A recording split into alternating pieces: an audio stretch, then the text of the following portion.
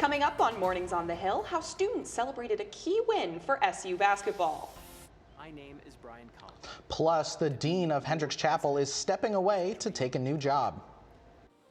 And it's not only snowy, but temperatures are below freezing.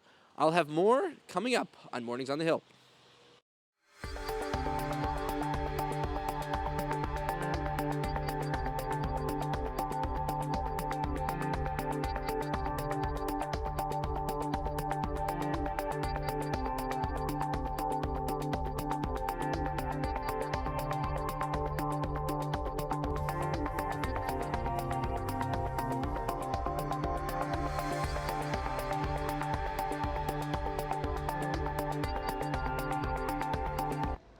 Good morning, I'm Emma Poper. Thanks for joining us for Mornings on the Hill. And I'm Brandon Myers. Let's get right into our top story.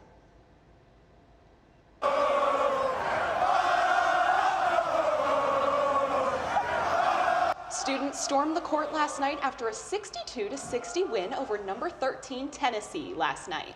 The game was the Orange's first win over a top 15 opponent since Syracuse beat number 7 North Carolina last year. The win was decided by senior guard J.J. Starling, who scored 5 of the 7 final points in the game.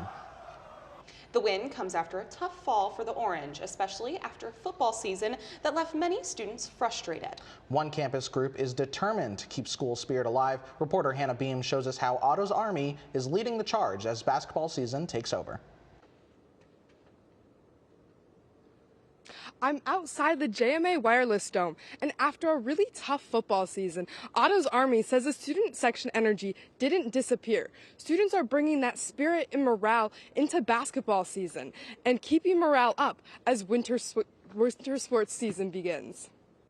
Basketball is almost a chance of new life. You know, we expected football to be better than they were, so all that expectation kind of shifts onto basketball. How can they live up to it? They have so many top recruits, such a good portal, so much ranting and raving about what they've done. So the question is, can they deliver on it?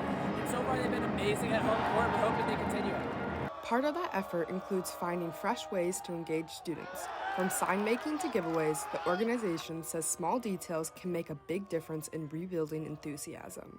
By using sign making and then putting out different giveaways to try to uplift the student engagement, I hope that can help build a better community-to-team bond. And then with that, more people will come to the games and get excited. With high expectations on the men's basketball team this year, Otto's Army says supporting a team starts with keeping the environment energetic and connected to tradition. I'm just going to do my best to be there and be hype, show pride for SU no matter the outcome, and just hope my energy can radiate into the other students in the student section and just do my job and show up and show out. At the end of the day, we want to be as loud as we can for the Syracuse Orange and give them as much feedback as we can. And so we're trying to stay as positive as possible despite our free throw misses. And so, that work is obviously hard sometimes, but we're really trying our best to keep as many people as positive as possible, as cheered as possible, and keeping with Syracuse tradition, doing our claps when the free throws are happening, all those types of things to try and keep the environment as lively as possible.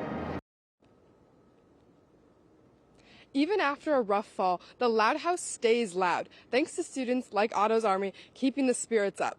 Otto's Army says they will keep the dome energized all season long. For Mornings on the Hill, I'm Hannah Beam. Hannah, thank you. I know we saw some snow out there, and after the game, I actually noticed a lot of people were sledding down the hill to celebrate. I mean, we got so much snow, I think it calls for it. But who is out in the snow? Our weather anchor, Holden Sherman. Please don't become a popsicle out there. How's the weather? I'm going to become a popsicle because it's frosty out, guys. Frosty the Snowman was not outside yesterday, but yesterday, right there on that pedestal, hello, everyone. Hello, we're on TV. The Grinch was out there. I kid you not. The Grinch was out there because it's becoming that time of the year, not only in temperature, but it's the D word, December, which means it's winter time. Temperatures are not only below freezing, but you got to be really careful. I'd be lying to you guys if I said that I didn't slip multiple times when I was walking to class yesterday. I walked down the steep hill from Comstock all the way down to Marshall Street trying to get to my Whitman class, and I fell a few times. I had to say sorry to a few people, kind of making a mess, but that's going to continue throughout the day. Make sure you're bundled up. I've got 1 layer, 2 layer, 3 layer.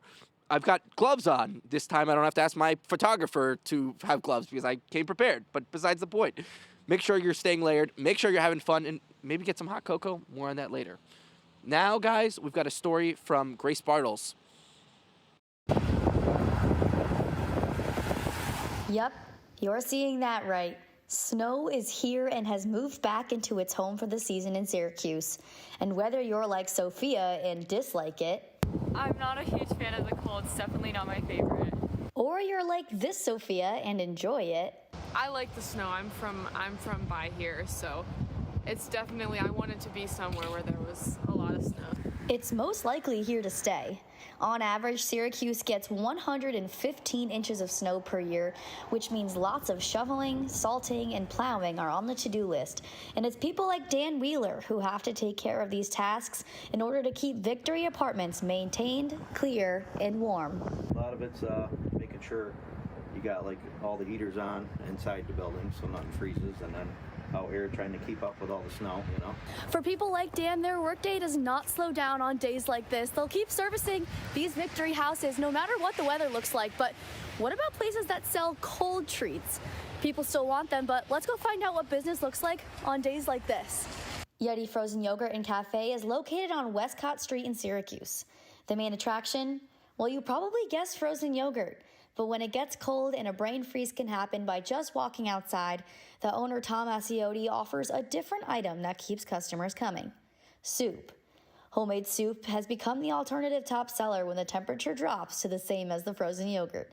A customer even came in for a cup while I was there of not yogurt, but the soup. And Tom says that business for the yogurt does slow down in the winter, but unlike other local yogurt shops, offering different novelties that fit in with the season is important. Regardless of if you spent the day shoveling, trekking to class, or warming up over a bowl of soup at a frozen yogurt shop, wishing you well in the Syracuse snow is Grace Bartels reporting for NTC News.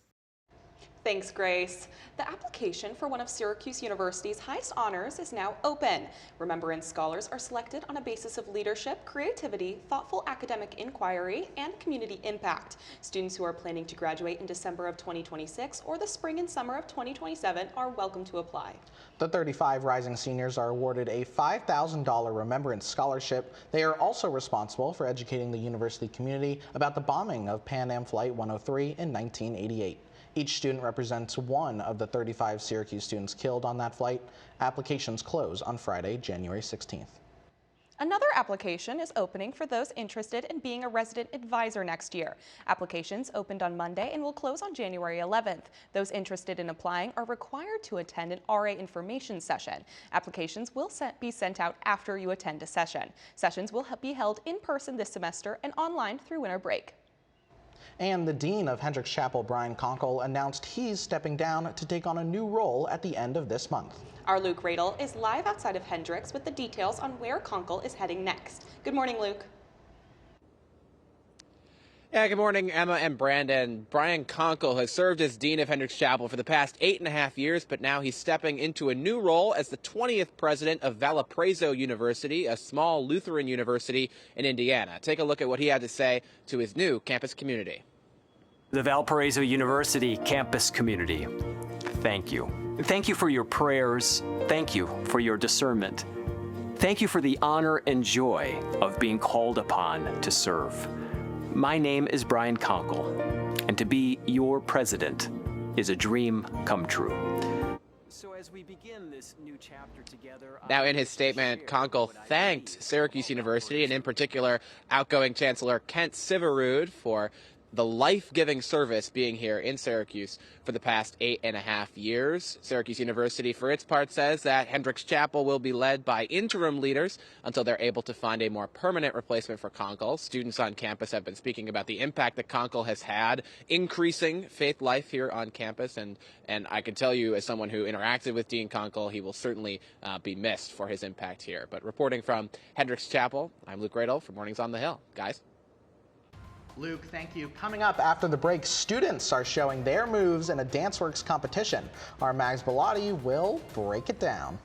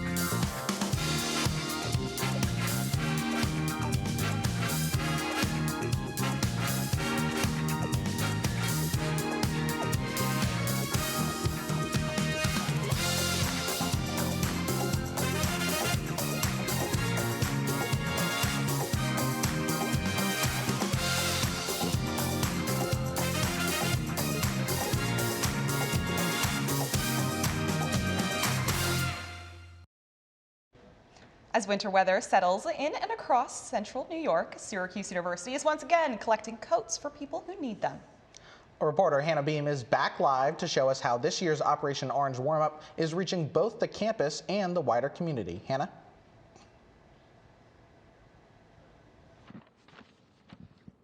Operation Orange Warm-Up is now in the 5th year on campus. As temperatures drop, the focus is on keeping coat donations accessible and making sure anyone who needs a coat can get one.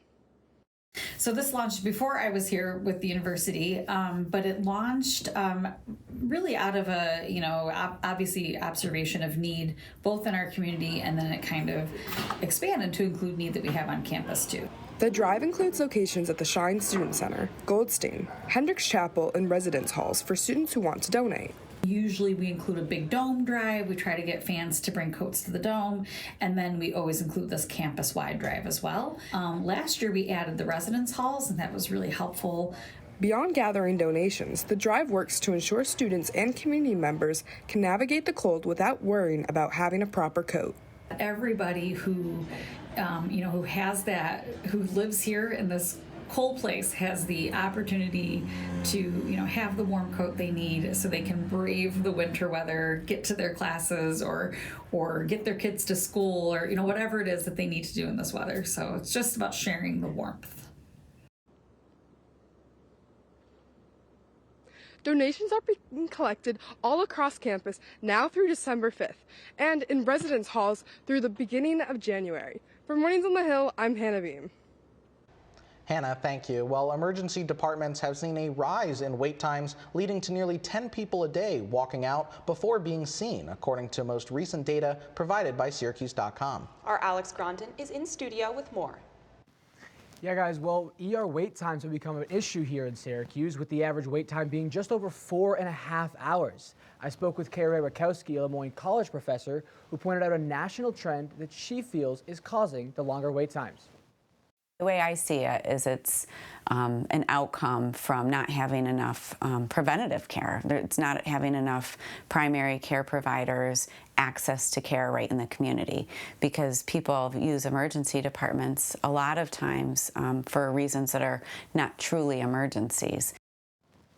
Reporting for Mornings on the Hill, I'm Alex Grondin. Brennan and Emma, back to you guys. Thanks, Alex. Now it's time to check your regional weather for today. Our weather anchor Holden Sherman is out of the cold and now is back in the warm studio for a look at your full weather forecast. Holden?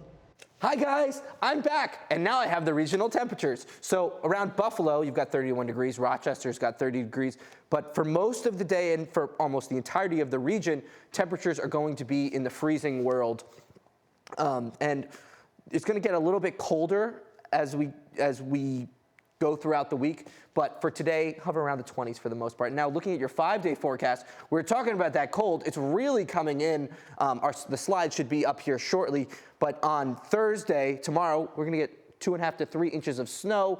It's not supposed to be throughout the whole day. I would say, it's gonna spatter, it's gonna spitter, but Friday, you gotta make sure that you're coated up, as I like to say, layers on layers on layers when you're walking to class. If you got a Friday class, if you decide like a crazy person to go out on Friday night because it's gonna be so cold, the low is going to be 3 degrees. Saturday, Sunday, Monday, the theme is going to be dry. Now Saturday, temperature is gonna be above freezing as we'll get to 35 degrees, but mostly cloudy. It's gonna be one of those days that really feels like a Syracuse winter day. It's gonna be dry early, it's gonna be dark early. Get ready for that. But what I want to say is weather anchors don't really wear pajamas a lot of the time, but I wanted to because I want to show the type of mood and the type of state you should be in this weekend. Get some hot cocoa, get your pajamas on, watch some Syracuse sports, watch some football. The Bills, they won last week against the Steelers. They've got another big game this week, playing the Bengals on Sunday at 1. Have some chilly times, have some relaxing time, maybe get some marshmallows. Oops. I got you guys. There's actually nothing in there. I'm going to toss it back to you guys for more, but I hope you guys stay warm, stay cozy, and if you have contents in your drink, do not spill them. Guys? Well, Holden, make sure you clean that up. Well, 2 weeks ago, Syracuse University's student dance club, DanceWorks, hosted a spin-off Dancing with the Stars event. Multiple clubs faced off in a battle for the trophy. Our Mags Bilotti was at the event. Yeah, guys, right behind me in Shine Underground, Syracuse's Dance Work hosted its very first Dance Work with the Stars event. and it was all part of a milestone celebration, 40 years of SU Dance Works. It's modeled after the hit TV show Dancing with the Stars, but here every star is a student org representative paired with a DanceWorks pro. A total of 20 teams took the stage in Shine Underground. The organizers say it's more than just a celebration. It also brought a lot of new connections. I think going along with that, we've created so many friendships throughout DanceWorks and all the other organizations that were involved, which has been so amazing to see. People are now best friends with the people that they've been practicing with and everything, so it's been a really great experience. The event took campus by storm, with tickets selling out in an hour. There were also over 60 applications with only 20 people chosen. While we were planning, I think one of our biggest concerns was that people wouldn't want to participate, but we had so many applications for people who wanted to be stars, we had to say no to a lot of people, which is something we didn't expect. What was their biggest takeaway? I think people love DanceWorks more than we realize. Bringing a lot of energy and plenty of sparkles, DanceWorks proves that after 40 years, its rhythm is stronger than ever. For Mornings on the Hill, I'm Mags Bellotti. Guys. Mags, thank you. Well, coming up on Mornings on the Hill, Syracuse men's basketball pulled a stunning upset at home last night. And the UFC's era of pay-per-view on ESPN is coming to a close. All that and more coming up next. We are the Orange Nation. We are an orange community. We're one orange family. And being orange means we take care of each other no matter what. This includes life-threatening medical emergencies, such as alcohol poisoning after someone has had too much to drink. Recognize the signs of alcohol poisoning and know how to get help. By remembering cups and taking care. Someone may have alcohol poisoning and need your help if you notice cups. Cold skin. Unconscious. Puking.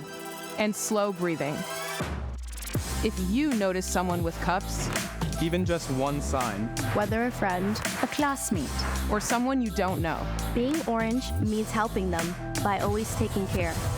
Call for help right away. Act quickly to angle the person on their side. Remain with the person until help arrives.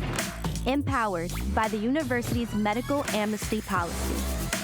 Both the student who calls for help and the student receiving medical assistance can take action without fear of judgment, as cooperating students are often not referred for a disciplinary process with community standards. So if you notice cups, take care every time. It can save a life. You can save a life.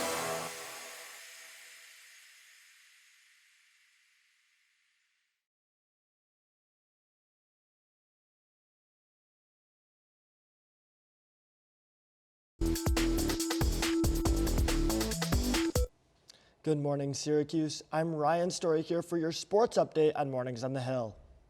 Syracuse men's basketball sparked something that it hasn't seen in a while, a court storming at the Dome. The Orange knocked off 13th ranked Tennessee 62-60 in the ACC-SEC Challenge yesterday. After coming up short against Houston, Kansas, and Iowa State, Coach Adrian Autry's squad was finally able to close out a win. It was clear postgame how important the victory was for Red. I'm just so happy and thrilled for this team and for our fans. They deserve, a win like this. We got to enjoy this and then get ready and keep moving, but we're going to enjoy this. To make the win even more impressive, SU is still without standout power forward Dottie Freeman. The Orange get some earned time off before their next matchup against St. Joseph's on December 11th. It's winter sports season when hockey is in full swing. Our Alex Grondin is here in studio to give you an update on the New York teams in the NHL. Ryan, thank you so much. Well, with both New York teams in action last night, let's start with the Rangers, who welcomed the Dallas Stars to Madison Square Garden. Heading into last night's matchup, the Rangers were 2-8-1 at home, the worst home record of any NHL team. And after a go-ahead goal for Mikko Rantanen in the late third period, it seems the Rangers would fall again at home. But they never quit it last night. And Artemi Panarin, the bread man who had 7 points in his last 5 games going into this one, steps up again for the Rangers. Panarin's shot would be tipped by Vincent Trocheck, which led to a Will Cooley equalizer late in the game. game. Then, in overtime, it was Panarin again getting the puck to the net, leading to Vladislav Gavrikov's overtime winner. The Russians connecting and getting it done late for the Rangers. Now, we head to UBS Arena, where the Islanders welcome the Lightning. The Lightning looking for their 8th straight win, and after an early third-period goal by Anthony Duclair, that would make it 2-0 Islanders. That would be enough to prove the Lightning wrong, so their win streak did not continue. The Islanders struck down the Lightning 2-1. The last New York team takes the ice tonight. The Buffalo Sabres travel to Philadelphia for a showdown against the Flyers. Ryan, back to you. Thanks, Alex. Syracuse football's disastrous season came to a merciful close with a 34-12 loss to Boston College on Saturday. The Orange lost its last 8 games to clinch last place in the ACC.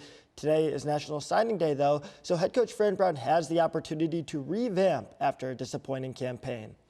One of the great things about Mornings on the Hill is that you don't have to pay to watch us. The UFC's final pay-per-view card of 2025 is set for this Saturday. Our Eric McCormick has more. That's right, Ryan. The UFC returns to Las Vegas for its final pay-per-view of the year and with ESPN in general. And it's the little guys looking to light up the T-Mobile Arena as both the flyweight and bantamweight titles will be on the line. In the co-main event, rising star Joshua Van looks to become the 2nd youngest champion in UFC history when he meets pound-for-pound number 5, Alexandre the Cannibal Pantoja, who's chasing his 5th straight title defense. It's an interesting matchup, so let's take a deeper dive. Van holds a clear advantage in the striking, landing more than double the significant strikes per 15 minutes compared to Pantoja. Van also ranks 5th in flyweight history with 5 career knockdowns despite being only 24 years old. The danger comes, however, when the fight hits the mats. Pantoja is an elite-level grappler with a relentless gas tank, averaging nearly 3 takedowns per 15 minutes, and that number jumped to 9 in his last full 5-round fight against Steve Ercek.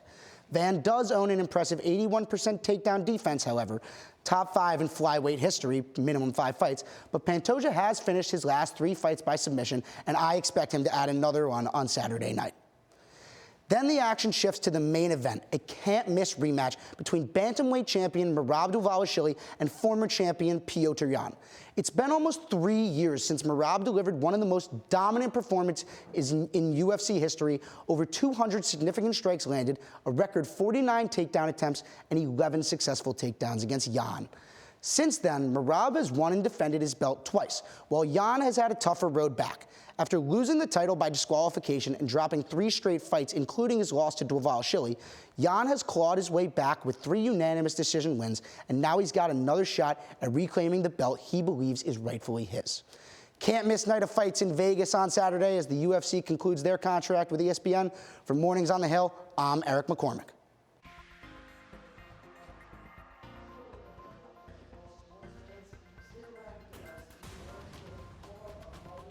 To the football team. Also, Sabrina Carpenter and the Trump administration are beefing. Stay with us. Those stories and more just ahead. We are the Orange Nation. We are an orange community. We're one orange family. And being orange means we take care of each other no matter what. This includes life-threatening medical emergencies, such as alcohol poisoning after someone has had too much to drink.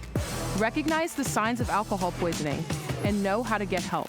By remembering cups and taking care. Someone may have alcohol poisoning and need your help if you notice cups. Cold skin. Unconscious. Puking. And slow breathing. If you notice someone with cups, even just one sign, whether a friend, a classmate, or someone you don't know, being orange means helping them by always taking care. Call for help right away. Act quickly to angle the person on their side. Remain with the person until help arrives. Empowered by the university's medical amnesty policy. Both the student who calls for help and the student receiving medical assistance can take action without fear of judgment. As cooperating students are often not referred for a disciplinary process with community standards. So if you notice cups, take care every time. It can save a life. You can save a life.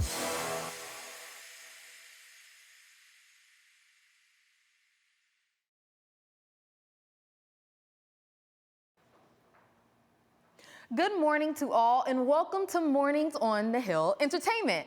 After a 3-9 season, Syracuse football broke the internet with the announcement of multi-platinum rapper Tootsie signing with the Orange. Tootsie announced his commitment via Instagram, where he states, quote, "Committed for every kid who ever had a dream. Make it a reality," end quote. The rapper's music career will be put on hold while he is playing, but his sports impressive resume and his 2023 single Favorite Song charting number 5 on the Billboard Hot 100 and number 1 on the Hot Rap Chart song. And I can't forget to mention 2 of his studio albums, Poetic Pain and Najur, both breaking the top 20 US music charts. That just warms my heart. Now, moving on to a sentence I never thought I'd utter. Mega pop star Sabrina Carpenter is now beefing with the Trump administration. This comes after the singer criticized ICE after the use of her song Juno in a clip of the organization detaining people. Have you ever tried this one? Have you ever tried this one? Have you ever tried this one?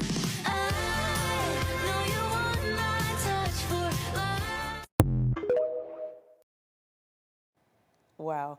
On X, the singer wrote, quote, "This video is evil and disgusting. Don't ever involve me or my music to benefit your inhumane agenda," end quote. In response to the video, with a pretty expected twist, White House spokesperson Abigail Johnson responded to Carpenter's criticism with her own lyrics, saying, quote, "Anyone who would defend these monsters must be stupid, or is it slow?" And wow, that was a lot. And I'm curious to see what else unfolds in this saga.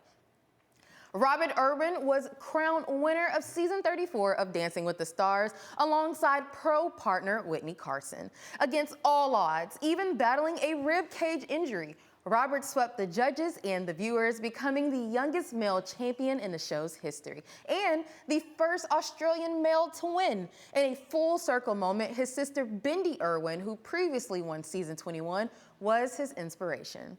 Robert said lifting the trophy changed his life, and that now the Irwins are official Dancing with the Stars family legacy.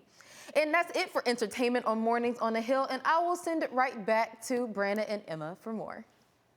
Sydney, thank you. Well, coming up on Mornings on the Hill, Whitman School of Business is making expansive moves. What their plan is for future entrepreneurs. And the Syracuse Sports Management Club had a record-breaking fundraiser, how they plan to help Cassano Children's Hospital. And how a local veterinarian is making a big impact in the community. All that and more when Mornings on the Hill returns.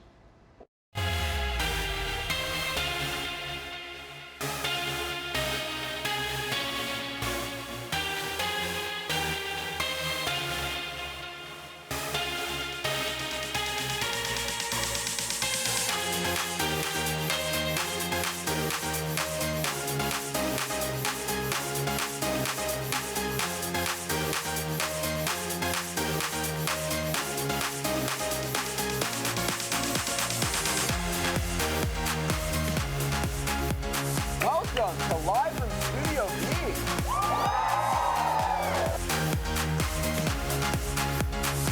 Welcome to another episode of Culturally and Technically Legal. Previously on Survivor. Welcome back to the Esports Juice Box, where we break down this week's esports news into digestible sizes for easy consumption.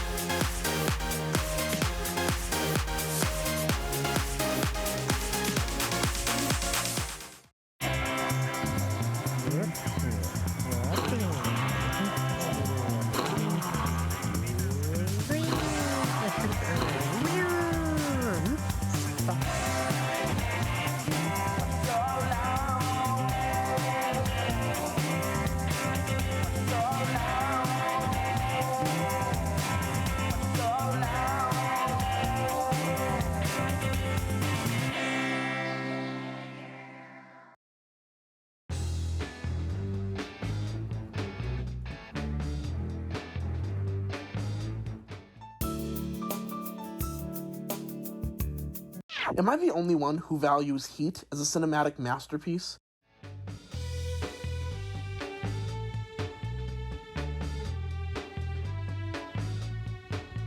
This is truthfully one of the best movies I've seen in a long time. Easily top 10 animated movies of all time. Hey, I'm Truman. I'm Ro, and this week we're reviewing Lisa Frankenstein. So, movie lovers, I'm Dylan. And I'm Jake. And today we're going to be reviewing Madam Web. Hey everybody, I'm Gabe. And I'm Dylan. And it is the 2024 Review Crew Academy Awards Extravaganza. Woo!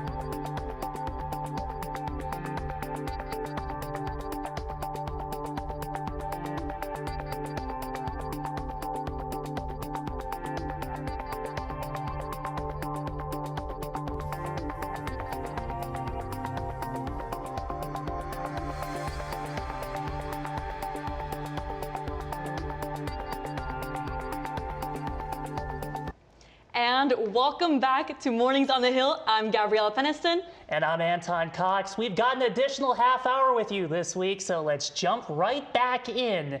One of Syracuse University's top programs is making expansive moves. Our Victoria Daly joins us live to talk about Whitman and their latest launch. Good morning, Victoria.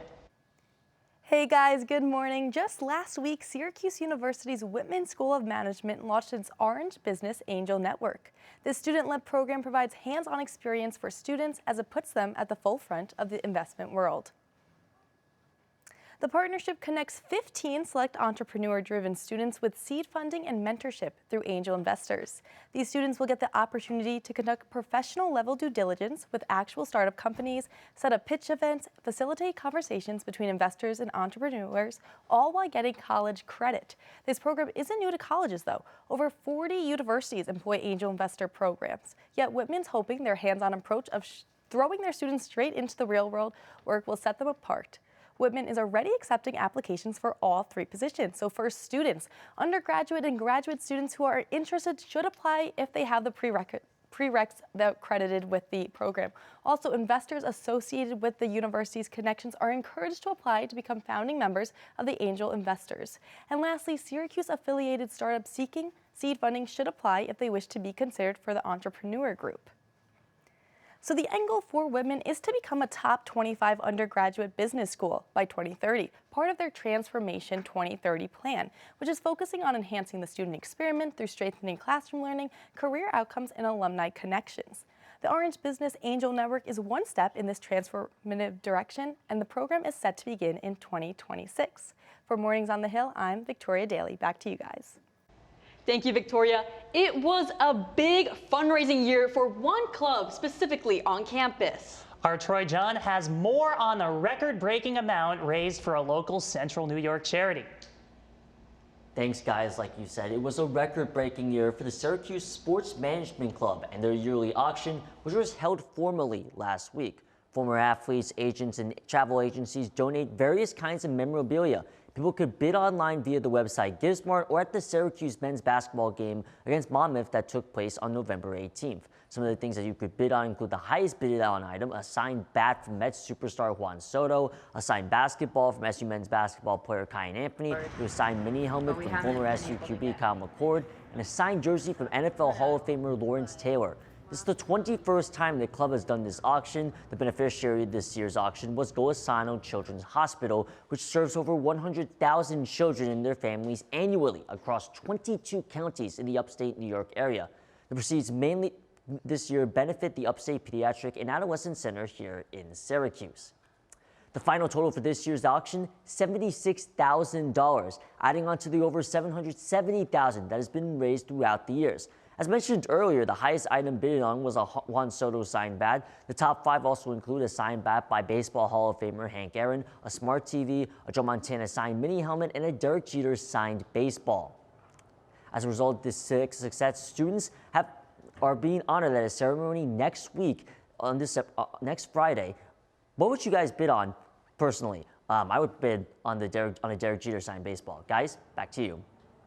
Thank you, Troy. Well, honestly, I think I would try to get that basketball signed by Kyan Anthony, honestly. I'm a big basketball fan. That might be a good investment, Gabby. I think it would be good. I think I got to go with the Hank Aaron bat, honestly. It would go nicely with my jersey, not to flex, but it would work pretty nicely. Moving on, New York State is trying to protect the elderly from financial scams in January.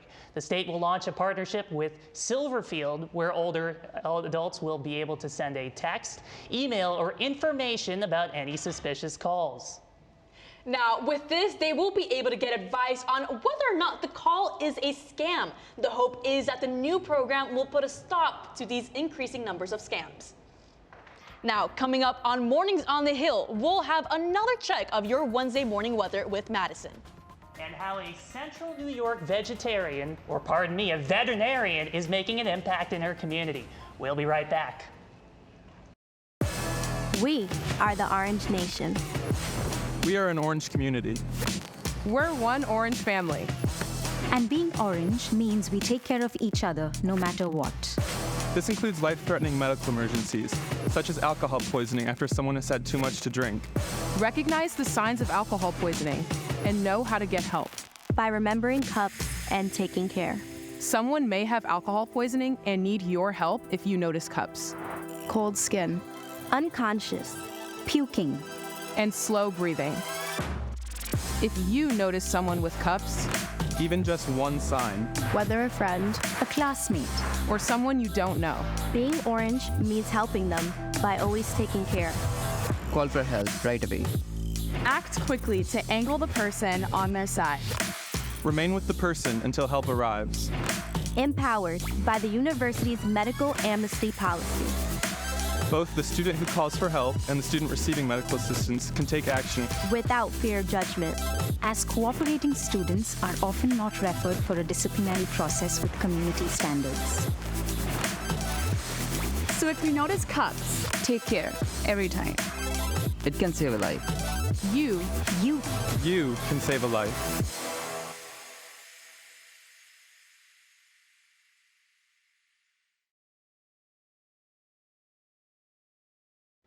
Welcome back to Mornings on the Hill. Now, a local veterinarian is making a big impact in the community.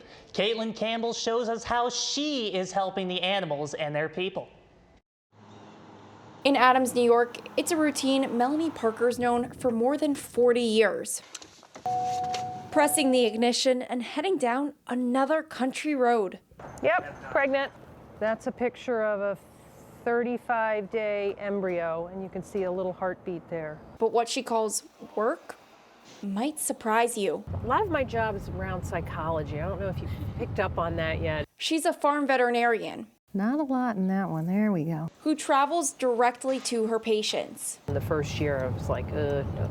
I like farm animal practice. You get to work with your clients more. The first stop of the day is at the Gerke family farm. She's ready, sleeves up. Don't want to get too dirty yet. Straight to work. Oh, there's a cutie cat. She's knowledgeable. She cares. She's an owner-operator as well, so she has a lot of empathy for what you're going through. And she'll drop what she's doing. She'll come right down for one cow, one issue, and really give it the attention it deserves. Melanie's an expert in all things cattle, and she knows just how to give serendipity here an ultrasound. She's open, follicle and CL on the left. In just an hour, one check is down, but the day not even close to over. Melanie gets to rinse, repeat, clean, everywhere, and do it all again at every farm she goes to. All right, here are my girls. According to the U.S. Department of Agriculture, farmland has decreased by 20 million acres since 2017, leaving people like Melanie traveling up to 500 miles per week just to treat animals like these.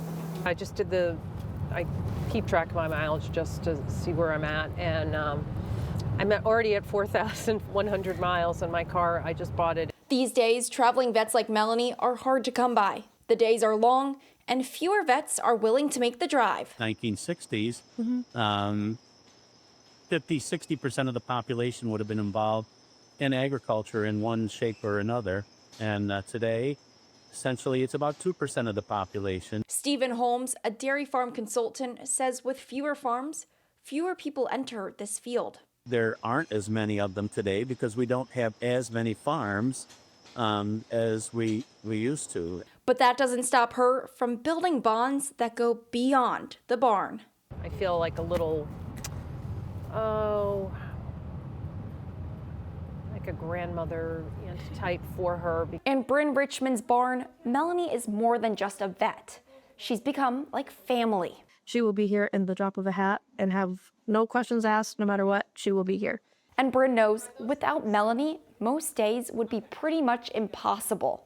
If one of my horses goes down in the pasture, I can't get them in a trailer to take them somewhere, so I'm going to have to have somebody come to me. If there is no traveling vets, I'm in some serious trouble. And unfortunately, just like that, she's back on the road. I think we all have, days where we go, I really want to do that. But I would say on the whole, it's been a great career and I don't regret anything. Because she knows every mile she travels is worth it. She's pregnant. There's the fetus right there. In Adams, New York, Caitlin Campbell, NCC News. Thank you so much, Caitlin. Now, Anton, you know who else needs a vet?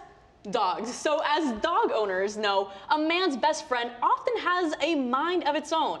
Mornings on the Hill correspondent James Wildhack found one central New York woman who can help with a firm hand and a tasty treat. Yes, thank you for waving. You wave again? Thank you. Under a green roof in Cicero lives a safe haven for dogs that Danielle Bassiano has been running for over 15 years. Bassiano's training philosophy starts with looking past physical signs and understanding that dogs, like humans, express emotions differently. We tend to look at the outward presentation, so a dog that is barking, for example, we might think, oh, that dog is aggressive or mean or a bad dog, and that just might be a dog who's feeling very uncomfortable and is doing the best they can to cope with the environment. Danielle and her team offer in-house training solutions as well as group socialization services here at their facility. While there are no legal requirements needed to be a dog trainer, Bassiano holds her and her staff to a higher standard. But we hold all of our trainers to a higher standard, and so we have a couple certifications that we require everybody to have, and it's usually independent entities that test and certify, and it requires a lot of previous education and previous experience to get there. For Bassiano, even after 20 years, the reason behind her continued commitment to care is one of passion.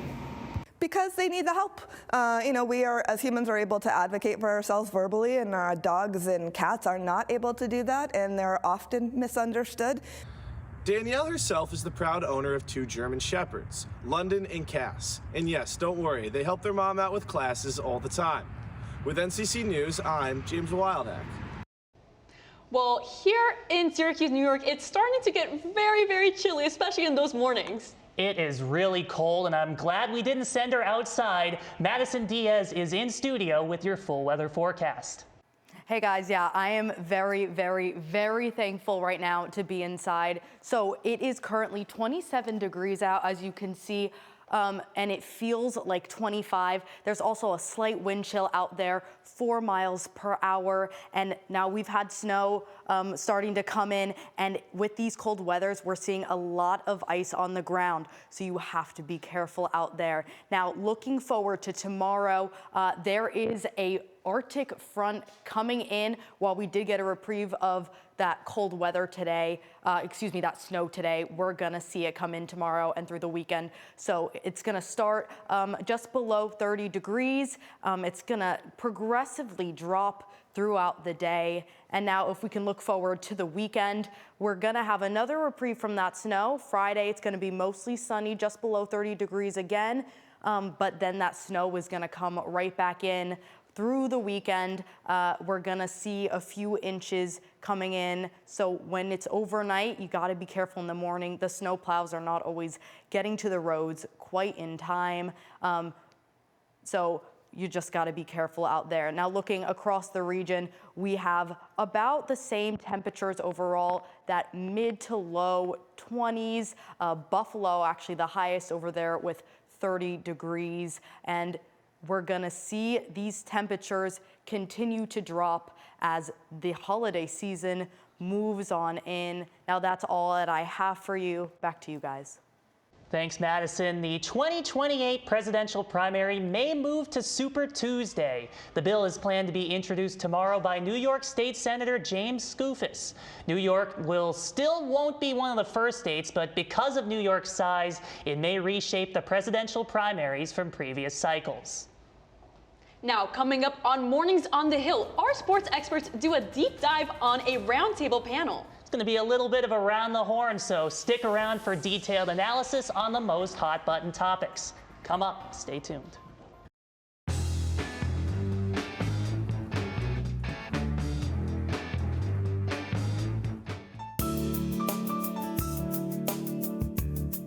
Am I the only one who values Heat as a cinematic masterpiece?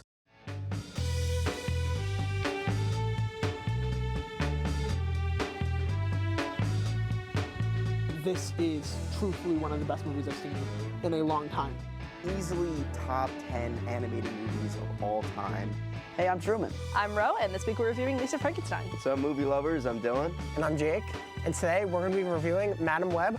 Hey everybody, I'm Gabe. And I'm Dylan. And it is the 2024 Review Crew Academy Awards Extravaganza. Woo!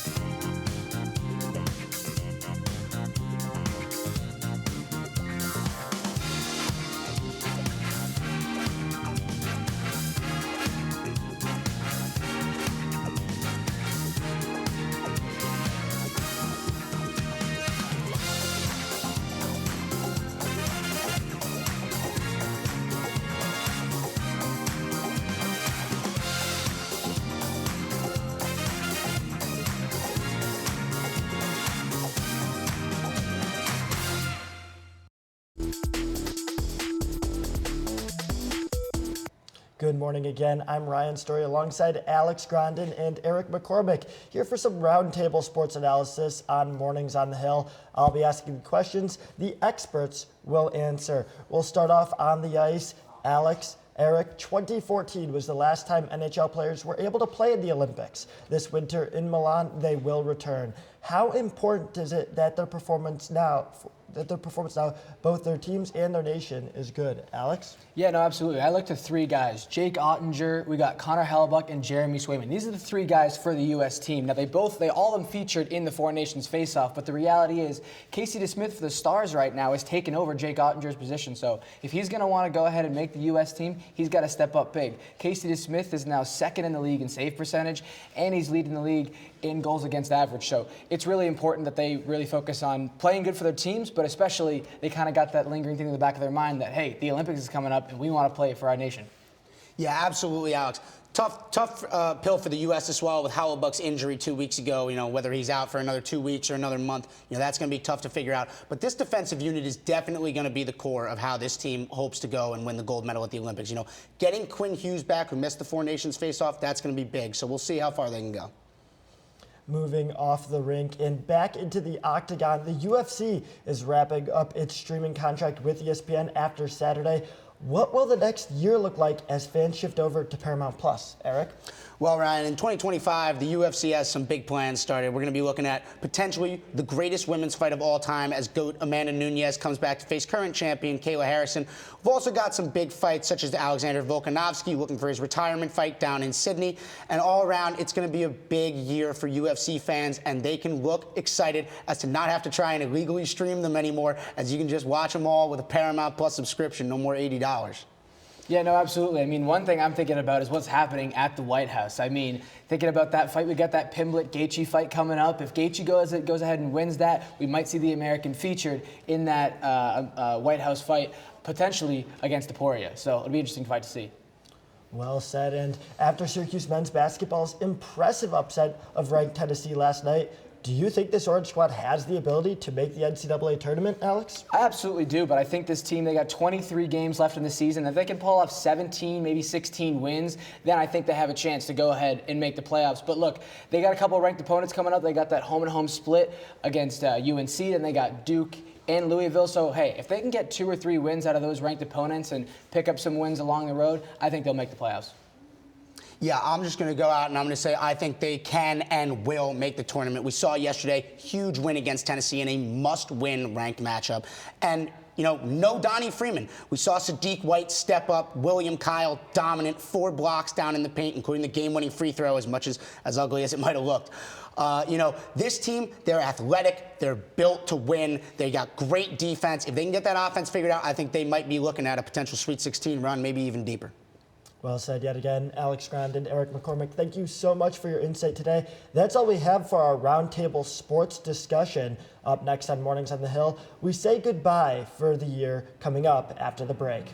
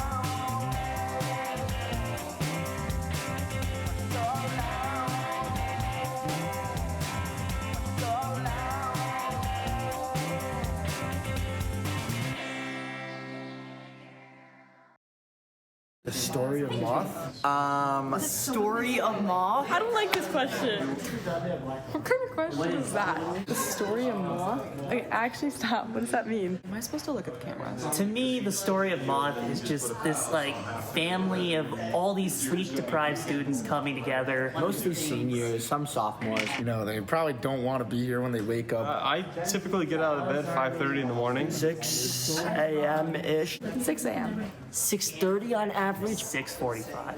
I think my favorite Moth memory is in just in the control room and being separated from everything that goes on during the shows. I love how supportive everyone is of each other. Just making all my TikToks with Copeland. Doing entertainment stuff. That would be my favorite part. I went on my slice and saw there was 4 open seats, so I was like, look, Copeland, let me tell you. I think I need this class, and I think you should want me in this class. And he was like, you know what, let's do it. When I'm in here, I really feel like I'm working back in my newsroom days. I wake up for this class at 5:45, and then I probably snooze my alarm until 6:30. Today, I woke up at 4:30 because I was so nervous. All I really have to do is take a shower and do my hair. Don't gotta do any makeup or anything like that. It's a little bit easier for me. My mornings and a lot of the other women mornings are a lot earlier than everybody else's because we have to, wake up to this.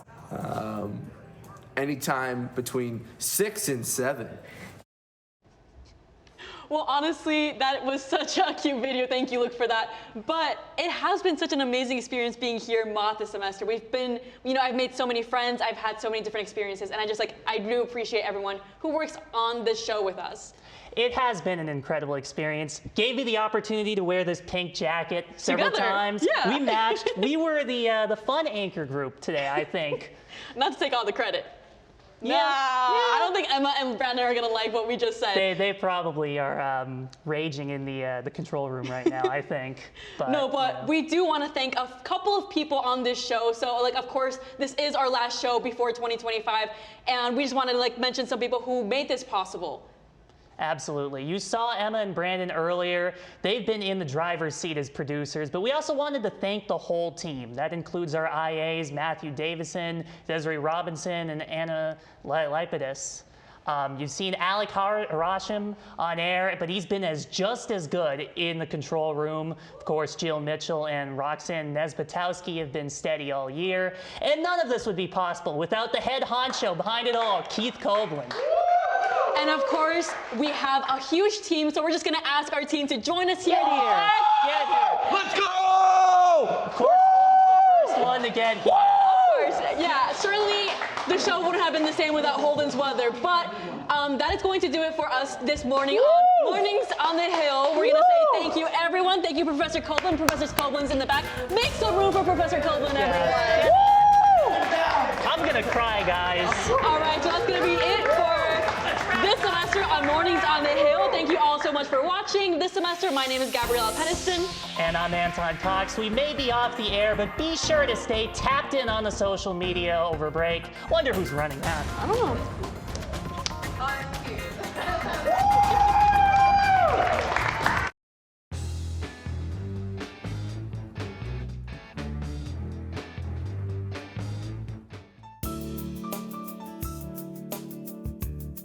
Am I the only one who values Heat as a cinematic masterpiece?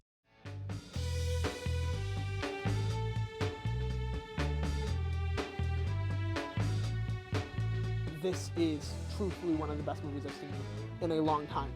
Easily top 10 animated movies of all time. Hey, I'm Truman. I'm Ro, and this week we're reviewing Lisa Frankenstein. What's up, movie lovers? I'm Dylan. And I'm Jake. And today we're going to be reviewing Madam Web. Hey everybody, I'm Gabe. And I'm Dylan. And it is the 2024 Review Crew Academy Awards extravaganza. Woo!